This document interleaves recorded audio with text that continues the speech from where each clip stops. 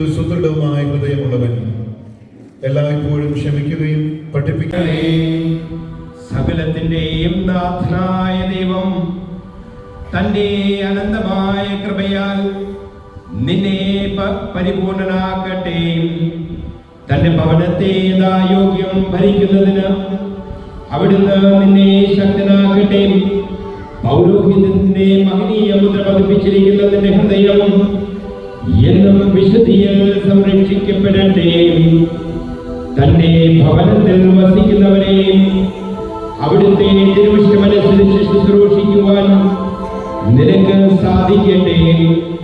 നിനക്ക് നൽകപ്പെട്ടിരിക്കുന്ന താലന്തുകൾ വർദ്ധിപ്പിച്ചു കഴിയുമ്പോൾ അവിടുത്തെ പ്രത്യാഗമനത്തിന്റെ മഹനീയ ദിനത്തിൽ അവയുടെ മേൽ നിന്നെ അവിടുന്ന് അധികാരപ്പെടുത്തുകയും ചെയ്യട്ടെ. പൗരോഹിത്യത്തിലേക്കുള്ള വിളിയെ തിരിച്ചറിയുവാൻ നിന്നെ സഹായിച്ച എല്ലാവരെയും, പ്രത്യേകിച്ച് മാതാപിതാക്കളെ ദൈവം അനുഗ്രഹിക്കട്ടെ. ഇന്നത്തെ തിരുക്കർമ്മങ്ങളിൽ പങ്കെടുത്ത എല്ലാവരെയും നല്ലവനായ ദൈവം കൃപാവരങ്ങൾ കൊണ്ട് നിറയ്ക്കട്ടെ. ഇപ്പോഴും എപ്പോഴും എന്നേക്കും.